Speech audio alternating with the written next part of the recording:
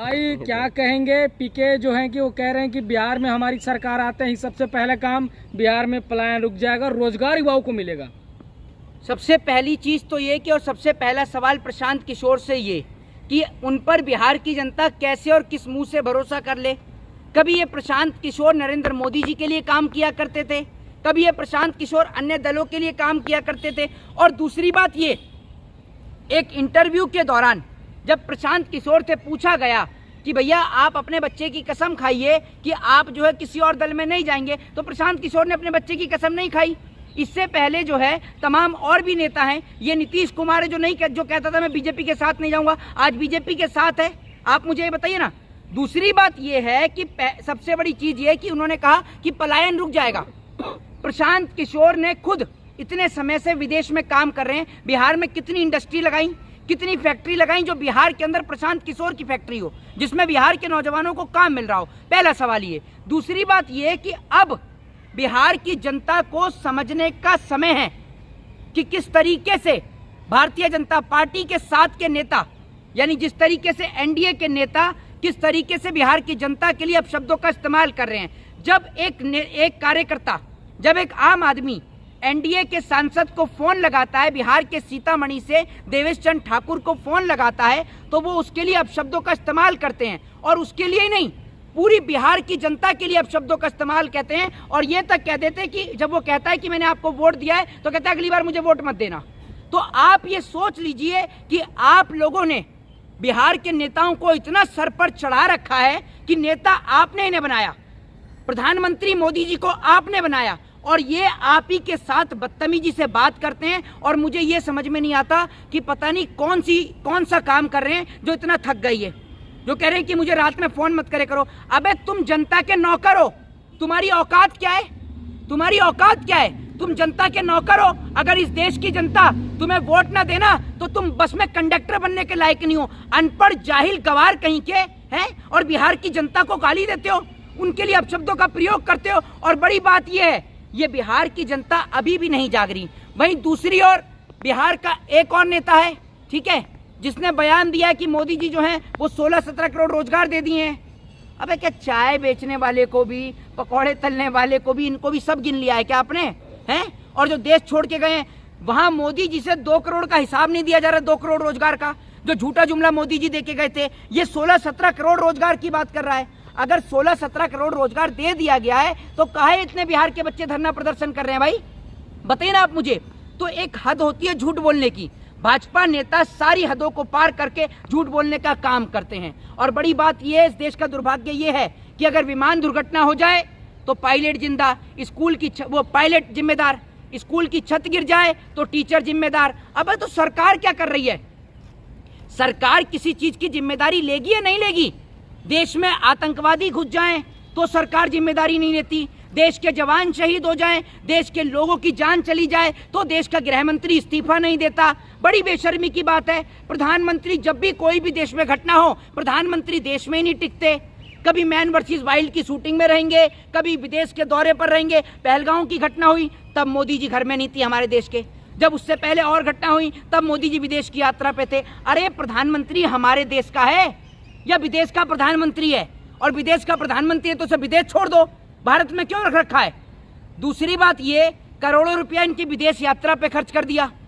जैसे एक ये होता है ना कि एक बाप अपने बच्चे की पढ़ाई पर लाखों करोड़ों रुपया लगा देता है, ये सोचकर कि आज नहीं तो कल, कल नहीं तो परसों मेरा बेटा पढ़ लिख कर ऑफिसर बनेगा। प्रधानमंत्री है, विदेश ना जाए प्रधानमंत्री। मेरी बात सुन, पहले मेरी बात सुन, पहले मैं उसी को बता रहा हूँ जो लाखों करोड़ रुपए एक बच्चे का पिताजी सोचता है कि भाई बच्चे पे पैसा खर्च कर दो, मेरा बच्चा आज नहीं तो कल, कल नहीं तो परसों अधिकारी बन जाएगा। तो एक पिता अपने बच्चे पे पैसा खर्च करता रहता है। यही काम किया देश की जनता ने।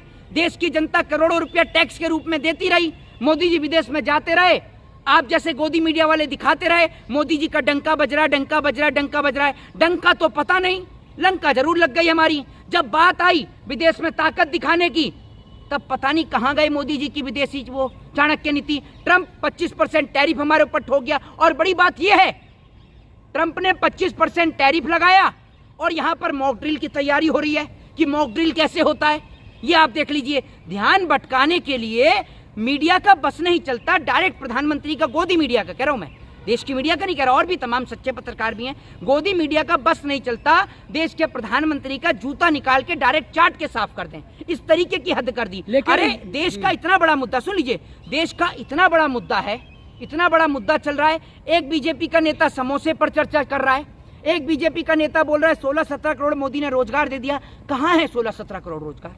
मुझे आप ये बताइए ना। तो कह तो रहे बिहार में जिता दो बहुमत के साथ, इस बार रोजगार भी मिलेगा, सब कुछ मिलेंगे। 20 साल से इनकी सरकार है, 20 साल से कितना रोजगार दे दिया? गठबंधन में है ना, गठबंधन में है। मुझे आप ये बता दो, यूपी में तो गठबंधन में नहीं है, हरियाणा में तो गठबंधन में नहीं है, राजस्थान में तो गठबंधन में नहीं है, मध्य प्रदेश में तो गठबंधन में नहीं है, वहां के नौजवान को कितना रोजगार दे दिया? मुझे ये बता दो ना, वहां के नौजवान को कितना रोजगार दे दिया, जो आप बिहार में कह रहे हो कि हमें गठबंधन में नहीं लाओगे तो हम आपको रोजगार दे देंगे। और गठबंधन में दूसरी बात ये, आप मुझे ये बताइए ना, बिहार के अंदर जैसे तमाम जगह प्रधानमंत्री जाते हैं और जाकर कहते हैं कि हमने यहाँ बुलेट ट्रेन का प्रोजेक्ट देंगे, हम यहाँ रेलवे का प्रोजेक्ट देंगे, इतने करोड़ रोजगार देंगे, बिहार में क्यों नहीं कहते?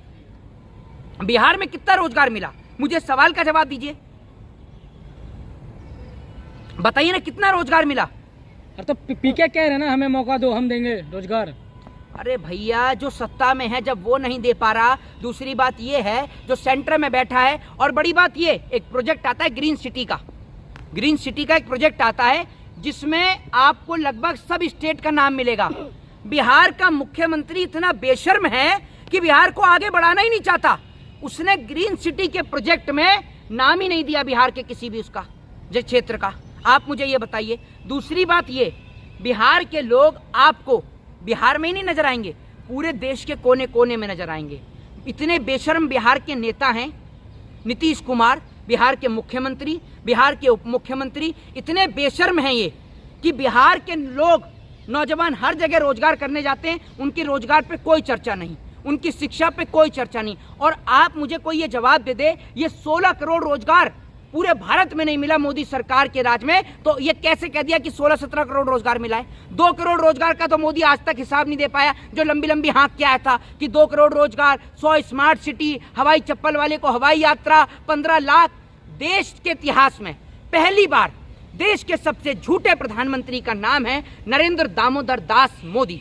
अभी वोट काटने का भी एक बहुत बड़ा मुद्दा बना रहे हैं आप लोग जी, चुनाव आयोग के ऊपर सवाल उठा रहे हैं, वोट काटने का मुद्दा उठा रहे हैं। मैडम, मैं आपसे ये कह रहा हूँ, कोई मुद्दा नहीं है, कुछ नहीं है। मैं आपसे एक छोटे से सवाल का आप मुझे जवाब दे दो। अभी कुछ समय पहले लोकसभा का चुनाव हुआ, यूपी की 80 सीट होती हैं, बिहार की 40 सीट हैं, जो लगभग डिसाइड करती हैं कि who is this prime minister of India, कि भारत देश का प्रधानमंत्री कौन होगा। तो बिहार की 40 सीट और यूपी की 80 सीट, बिहार की 40 सीट में से आप ये समझ लीजिए एक जगह पे कम से कम 20-20 हजार मतदाताओं का नाम कटा है। तो जिन लोकसभा के नेताओं को बिहार की जनता ने चुना है और आपने उनका वोट काटा है, तो बिहार के सांसदों को काट कर आप दोबारा से उन सांसदों को चुनाव लड़वाइए। मनीष कश्यप जो है कि हजारों युवाओं को जोड़ रहे प्रशांत किशोर के पढ़ने में, जो एजुकेटेड लोग हैं, कह रहे पढ़ा लिखा सीएम चाहिए, नौवीं फेल नहीं चाहिए। मनीष कश्यप को अगर किसी के साथ जाना चाहिए तो वो नाम है नीतीश कुमार।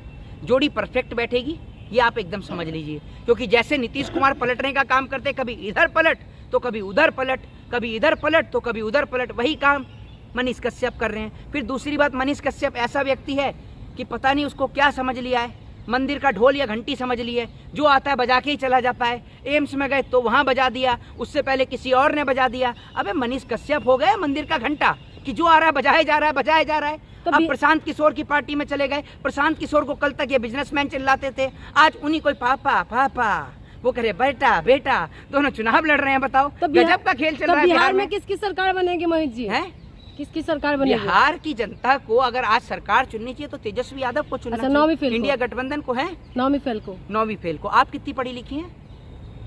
ग्रेजुएशन। ग्रेजुएशन? इधर आ जाइए जरा, कैमरा छोड़ के मैं आपसे ग्रेजुएशन की स्पेलिंग ही बता दीजिए क्या होती है।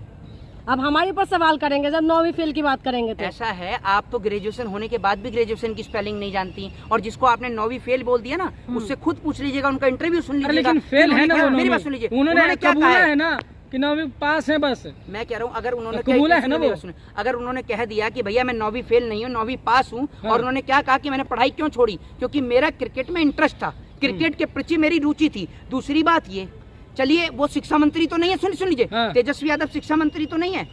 देश के अंदर एक नाम है रिंकू सिंह, वो कितना पढ़ा लिखा है?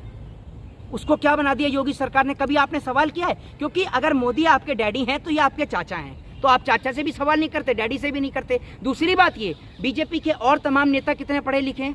स्मृति ईरानी कितनी पढ़ी लिखी थी? वो भी तो नेता थी बीजेपी की। और भी तमाम नेता बीजेपी के कितने पढ़े लिखे हैं? खुद प्रधानमंत्री की डिग्रियों पे सवाल खड़े हैं। आज तक प्रधानमंत्री अपनी डिग्री लेकर नहीं आए। और ये बता दो प्रधानमंत्री ने प्रेस कॉन्फ्रेंस कितनी करी? मैं ये कहता हूं एक 8वीं क्लास का बच्चा प्रधानमंत्री नरेंद्र मोदी जी की बोलती बंद कर सकता है, राहुल गांधी तो बहुत दूर की चीज है, ये आप समझ लीजिए। एक 8वीं क्लास का बच्चा, एक अनपढ़ सीएम में मतलब नेता को क्यों समर्थन दे रहे हैं? पहली बात तो ये है, आपने ये जो बोला, राजनीति के इतिहास में कहीं पर भी ये नहीं है कि किसी भी नेता को बनने के लिए, राजनेता को बनने के लिए पढ़ा लिखा होना जरूरी है। पहली चीज ये। दूसरी बात ये कि इस देश के अंदर बहुत सारे नेता ऐसे रहे जो पढ़े लिखे नहीं भी रहे, फिर भी देश को आगे बढ़ाया है। और आप किसी के कैलिबर का अंदाजा, उसकी ताकत का अंदाजा उसकी एजुकेशन से नहीं लगा सकते। उनके पिताजी सीएम रहे हैं, उनके पिताजी सीएम रहे हैं। और आप एक बात मुझे ये बता दीजिए, लोग लगाते हैं ना आरोप मोदी जी पर। किस पे? मोदी जी पर। नहीं, मोदी जी पर आरोप क्या? मोदी जी पे नहीं, मैं ये कह रहा हूँ मोदी जी की डिग्री आप सामने ला दो।